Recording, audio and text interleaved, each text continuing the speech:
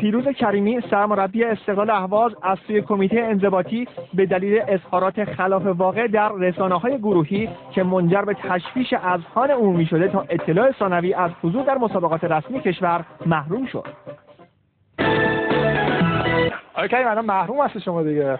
هستیم دیگه، فعلا محروم هستیم، ولی من قبل از اینکه صحبتامو شروع کنم با بررسی که من کردم و با صحبتایی که با کمیته مسئول محترم کمیته انضباطی و سایر دوستان کردم مشخص شد که ما برای بچه‌های خودمون 24 ساعت مونده به مسابقه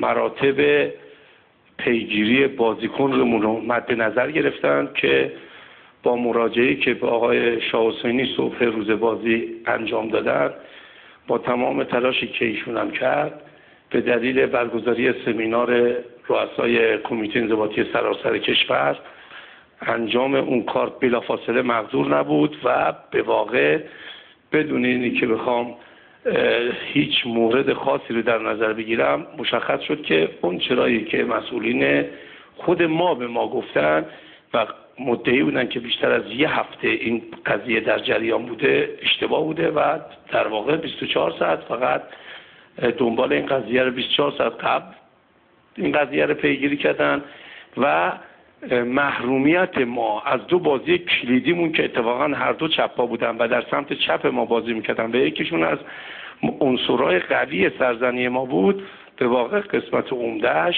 مقصر خود ما بودیم، باشگاه ما بود که من همینجا اینو تصحیح میکنم و انصافاً باید بگم که این قضیه بیشتر مقصر خود ما بودیم.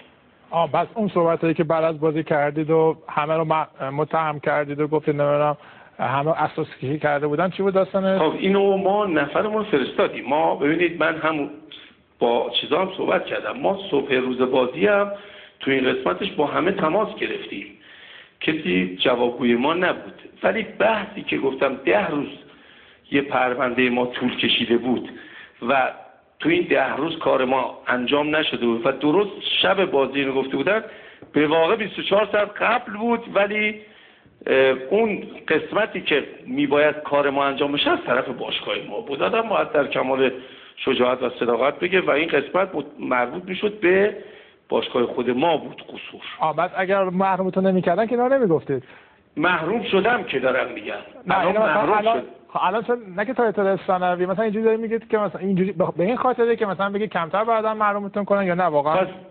پس انتظار دارید الان 6 تا دیگه هم بگم که مثلا تو جلسه بشه 6 سال؟ نه چه انتظاری دارید؟ مثلا همه الان یه شلیک کنم، تیراندازی کنم، مثلا بشه 10 سال؟ من میرسه شلیک. خب شما بگید من نظر شما چیه؟